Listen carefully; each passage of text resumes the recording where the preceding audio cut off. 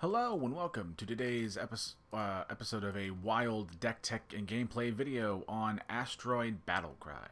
Asteroid Battlecry is really at its core a deck that wants to use the, I guess you can't really call it a new mechanic. We'll say a new mechanic, because I can't really think of a better way to describe it. But in the newest Dark Beyond set, one of the sort of mechanics that got introduced were these asteroids that, when shuffled into your deck, when drawn, would deal damage to your opponent. And that sort of got my brain like tingly to like try and make something interesting. So to do that, we've basically got all the asteroid cards that we could manage, like the Mauler here, the Ultraviolet Breaker, the, oh god, how do you say that? Bolide Behemoth. Basically, and even cards like Meteor Storm that aren't creatures, but are ways to generate extra asteroids. Basically, we have all the ways to generate asteroids that we can get in the deck, in addition to Corrupt the Waters, since a good amount of them, like we talked about with the Moonstone Mauler, do have battle cries. So Corrupt the Waters is a way to get, in theory, double the battle cry value of all of your asteroids, giving you more asteroids, which gives you eventually more damage. And that is the core bit of the deck. We want to put a lot of asteroids in our deck, buff them up and make them, more damaging with the Behemoth here, and hopefully draw enough of them in succession with cards like Sharp-Eyed Seeker, as well as just drawing in general, to throw those asteroids all around the board, hopefully at our opponent's face, until we eventually try to win. Now, two little things. Incendrus, I know, is not a asteroid card, but it's like sort of an honorary asteroid, and is kind of the same thing, or wants to do a similar thing as the asteroids. We want to shuffle extra, in this case eruptions, but extra damage into our deck that casts when drawn. And the other thing is, like I talked about with the Corrupted Water, or when in regards to the Corrupted Waters, if you have been watching the channel for a while, not too terribly long ago I made a Battlecry Shaman list with Corrupt the Waters. And if you were to make an argument that, wow, this deck isn't it like just like the Battlecry list all over again, that'd be a fair criticism. But because there aren't a really high density of all of the asteroid cards, Corrupt the Waters was sort of a necessary evil to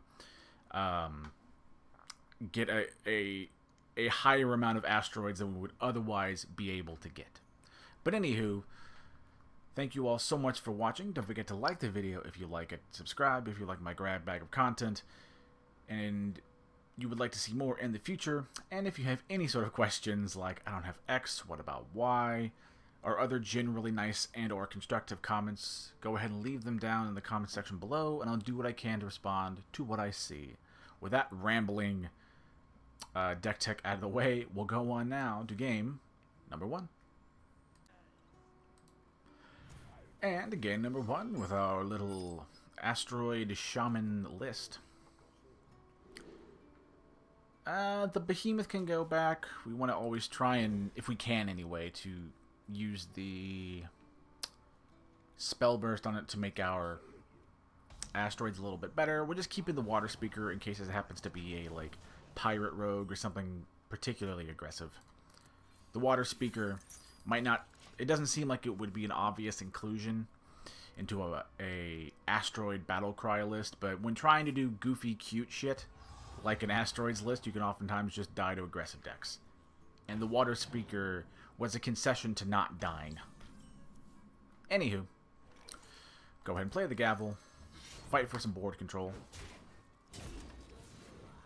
And of course, any extra ramping, air quote, we can get off of the hammer is great.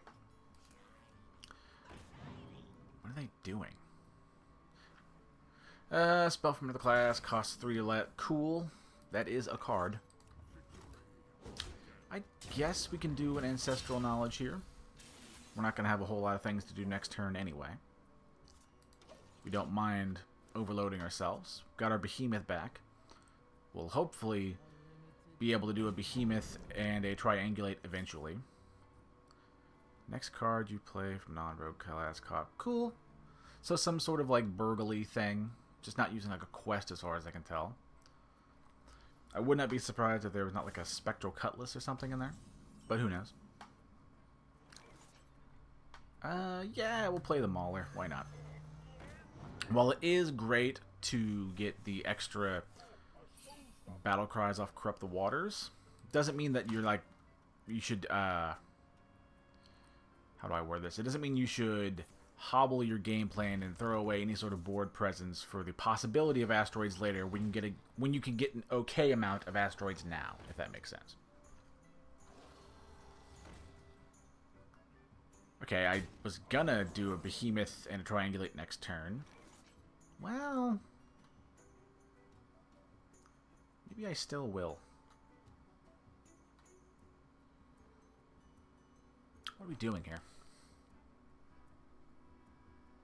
You know what? Yeah, we'll go ahead, hero power, get rid of the biggest thing on the board. Hopefully they just continue to make a big board and we can meteor storm them out for even more value. Oh, please. Please don't be like a... What's the word? It's not freezing trap, it's ice trap? Or counterspell. Please don't be counterspell. If it is, I'm going to cry.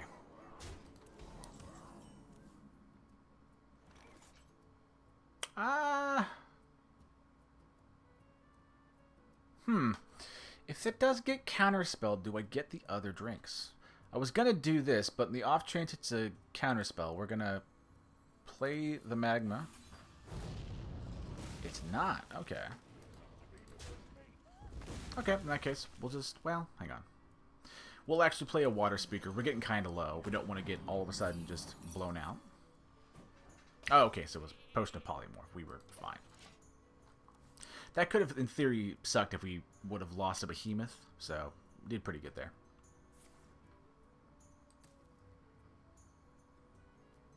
We're doing pretty good. Okay, that's a little scary. Kind of a big dude, but we'll be okay. And I guess we'll play the behemoth now. And play a triangulate, hoping we can find an asteroid, which is great. Not only does it activate one asteroid, we get extra ones. Guess we'll throw the sheep into... Hi, Carmel. Hello, hanging out with the dad. I know. But yeah, we'll throw the sheep into the dragon, so we can, if nothing else, trade with the behemoth, although we would like to play the breaker and clear into it. Sweet cat, you can't go bumping up against the mic with the tail. No. Silly Billy. Thank you. Sorry, what was that?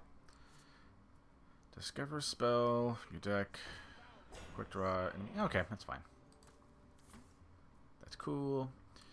If nothing else, well, maybe we'll actually do a meteor storm, since I don't think we're going to get a better board than that. Yeah, sure. We'll go ahead and do a meteor storm. Might as well. Unless we happen to get really lucky with... Does that change?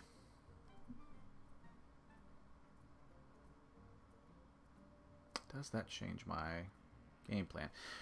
Okay, in that case, maybe we'll do another behemoth and do the second drink of magma. A magma is another one of those cards that might seem like a weird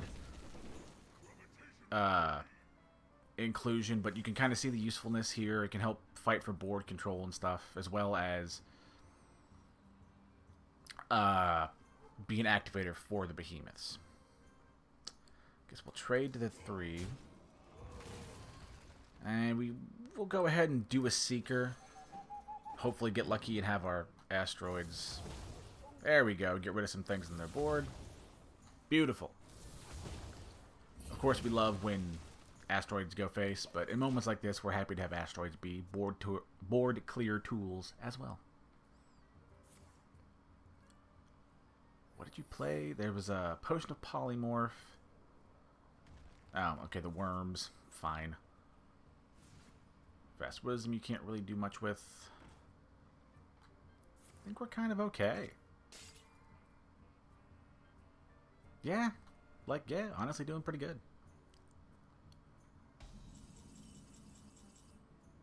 That's pretty good. Yeah, we know it's a potion of polymorph, so we'll go ahead and just use the last magma. Guess we'll use an Incendress now to get our last battle cry for Corrupt the Waters. Why'd I do that? Yeah, I knew that was gonna... Well, it's like fine. There's an argument to be made I shouldn't have done that, but we were more so looking for quest completion. And I don't, honestly, I don't think the eruptions are gonna like be super like important to this game, since we're doing pretty good without them. They'll just be, you know, some extra damage that messes with boards when we get there eventually. Of course, having the Heart online and 2 of the Ultraviolet Breakers will be good to fight for boards. Yeah, I think that's what we're going to do. Do a Heart, Breaker on one dude, then Breaker on another dude. Then with the Sheep, do the last point of damage we need. And since we don't need to throw away our board, since we don't need to throw away another dude on our board to get rid of the Don Honcho, we can just go face with the rest. And we're honestly in like a really good spot. Who knows how this game goes, but I'm feeling pretty firmly in the driver's seat, which is good. Always have the ability... That's his Incendress. Really? Okay, I mean, it works. Yeah, that was his. That wasn't discovered from my deck. Okay. In that case, I think we are going to have to hex that away. Order, please, don't... Unless we just get rid of it naturally. Do I just get rid of it naturally? Let's do a Fairy Tale Forest and see what we draw. That might influence our decision here.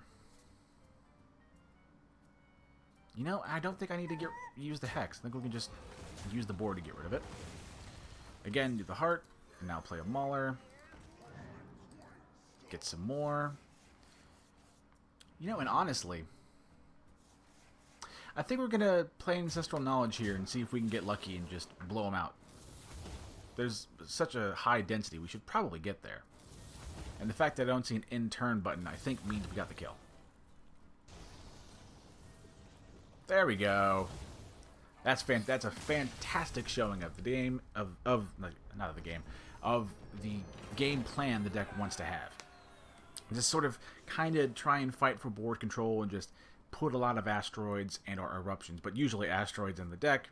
Use those asteroids to ideally go face, but like we saw, even if asteroids are clearing your board, not your board, clearing their board for your board to like apply some pressure to the face, it's kind of like the asteroids went face anyway, if you want to think about it like that. But that was a great showing for the list, and I guess we'll go on now to game number 2.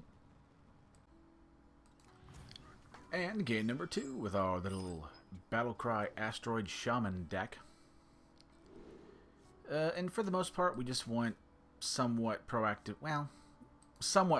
things. But really, you just want things you can play on a board and not feel bad. Like the Seeker that was in the opening hand first. You're never really going to play that, or you shouldn't really ever play that, when you don't have any asteroids in your list. So there's no reason to sort of keep it in your opener, if that makes sense. And you always have a play on turn 1 anyway, so you don't really need to worry about that part of it. Also, the deck doesn't really have any other turn 1 plays, but that's more by coincidence than by design. Now, if our opponent is running one of those like armor warriors with I think it's like Odin is the legendary, where like every time you gain armor, gain that much attack until end of turn. Like that, like sort of controlling warrior is a really bad matchup, since even though we do a lot of damage with our asteroids, it's never enough to deal like fucking 70, 80, 90 health worth of damage. We're always going to be in a rough spot in those moments, but we'll see. We don't have anything else to do, so we're just going to coin out a Fairy Tale Forest and draw. I'm also concerned that if it is one of those really controlling warriors, they're not going to really give me a whole lot of targets to use the Ultraviolet Breaker for. Yeah, they're just going to like armor up and pass a lot, which is not the best for me. We don't love that. I hate having to hero power and pass, but I think it's the only responsible thing to do. Really stinks. I mean, to be fair, I don't know that it's like a super controlling... The bash... Oh, okay, I was going to say, the bash to the face is aggressive, but with an armor, that makes more sense. And that gives me a target to use the breaker for, so we'll just take what we can get while we can get it. Use the other forest. Targeted draw is always great. Also, the fact that it ramps is even better. Since sometimes you want to draw a card that you know isn't going to hit an asteroid, basically. And Fairy Tale Forest is great for that. And the extra ramp on top is just gravy. Next turn, we can always play a Behemoth and now play an Amphibious Elixir. Again, another one of those cards that might seem weird, but it's another concession to you would die. I would die in testing way too easily to decks that applied like a small amount of pressure, and the Elixir let me not die, as well as giving me activations for the Behemoth. Oh, almost certainly. You're some controlling deck thing, which is fine. But as you can see, their health total is already starting to, like, really climb.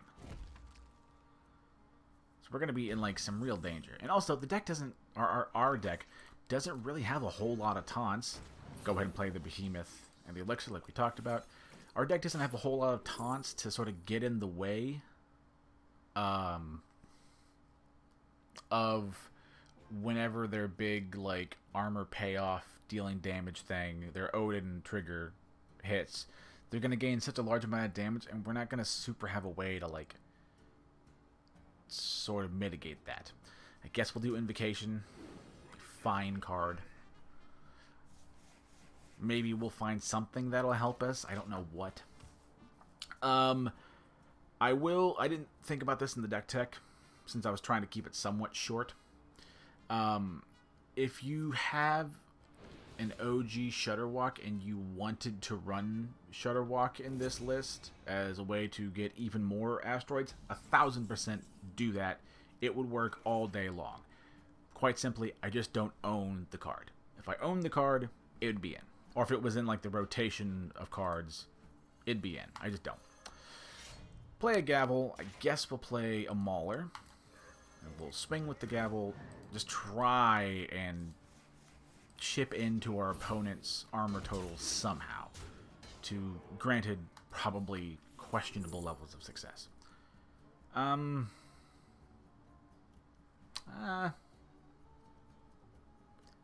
going to be that much they want. Pardon the sneeze. I didn't catch that in time. I guess a Custodian? Don't love that. It isn't the most useful, but it's the most useful of those three options kind of thing. Ignis, yeah. What did he forge? Oh, he forged last turn, right? My brain was melting trying to, like, be somewhat informative.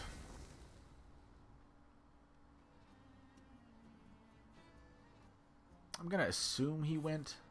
Oh, okay, he forged... Honestly, that might be the most played forged card. I don't have numbers to back that up. It's more of just like a general feeling, but I would not be surprised if it was very high up there.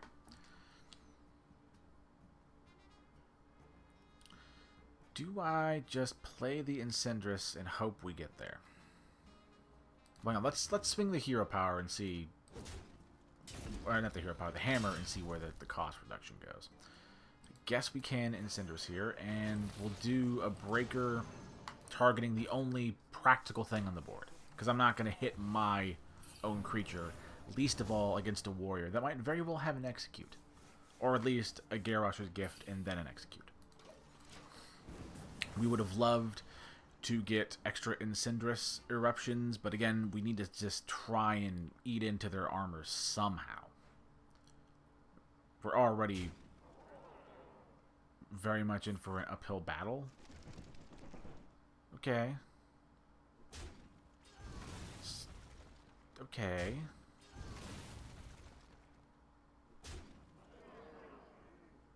I would have gone into the... Yeah, I would have done that part first. Are you that... Okay, you're just that scared of it. Okay, that's fine. If we draw one of those eruptions right now, that'd be great. But we don't, which is unfortunate.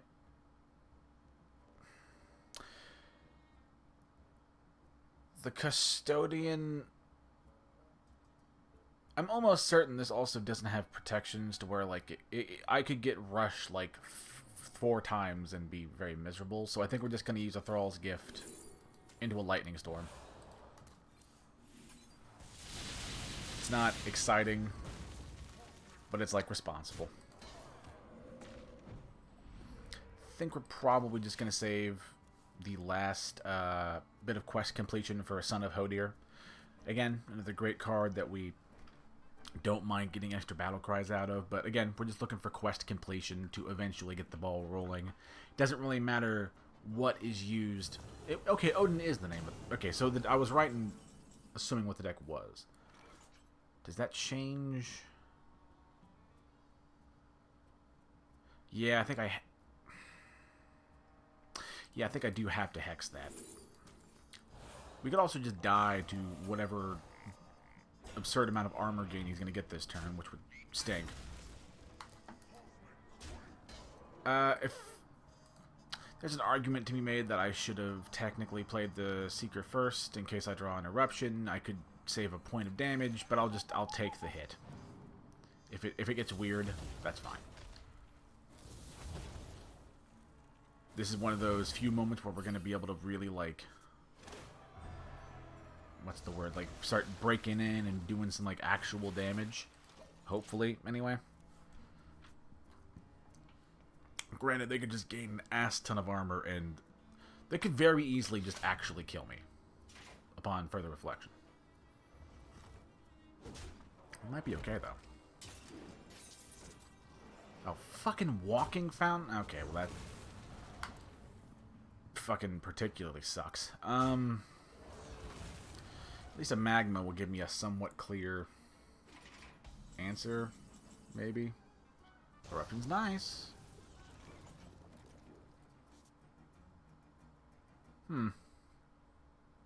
Okay.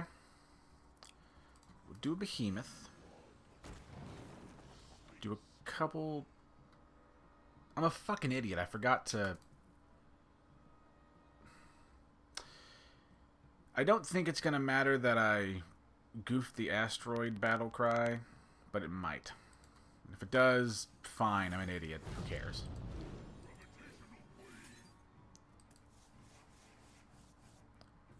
I had the fucking Manitou and everything. It is harder... Okay, let me get ahead of whatever comment that somebody's going to be like, actually... It's harder than you think to try and talk and play at the same time. It just is. There's no real way around it. Although, if we just die here... Oh yeah, we just die here. It doesn't matter. You can just hero power and... Pardon? Okay, I was gonna say we just die here. Unless he already... Yeah, he didn't hero power. Okay, that's an option. So, luckily, it wasn't going to matter that we didn't get the, like, 1 point of extra asteroid damage. So, fucking, who cares about that? The only out I see...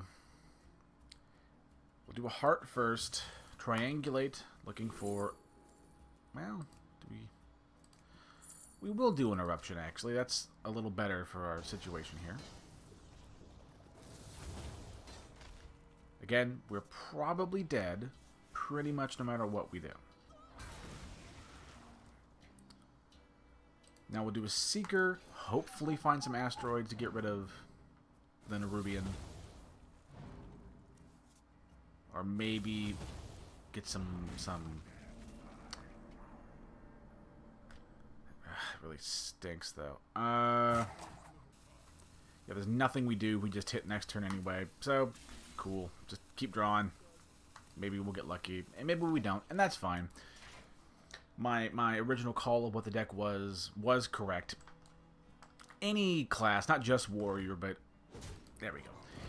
Any class, not just Warrior, that can gain like sufficient amounts of armor or put up a sufficiently large board or like a recurring board with a lot of death rattles is going to be like really rough for this deck to deal with, since we can do a lot of damage with the Asteroids and even the eruptions sprinkled in. We can do a lot of damage with those things. But like it's not an infinite amount of damage kind of thing. So there is a ceiling, and really defensive decks like that can really buffer their health total will just create more health than damage we can do, if that makes sense. Again, deck still worked. Didn't do bad. And especially, you know, there are gonna be matchups like this where a sort of cute, fun deck like this isn't gonna do great. And if, you know, if I'm gonna try and be responsible, we gotta show that you're gonna have some losses sometimes. But still, deck is very much fun, and if you were looking to try out some Asteroid synergies in a deck and have fun for a few days and do some quests and all that, I think you can really do that with this deck and have a lot of fun. And I would 1000% recommend crafting it, or playing it if you already happen to have it. And I will probably come back to this list, though it would need more Battlecry specific cards, and I don't think this is one of those mechanics that's going to get a whole lot of future love, maybe outside of the mini set when it comes back out, so it might come back for like an update video then, but beyond that, I'd be very surprised if Asteroids come back. But anywho, thank you all so much for watching. Don't forget to like the video if you like it, subscribe if you like my grab bag of content and would like to see more in the future, and if you have any sort of questions like I don't have X, what about Y, or other generally nice and or constructive comments, go ahead and leave them down below and I'll respond to what I see. And remember, I'm pulling for you. We're all in this together.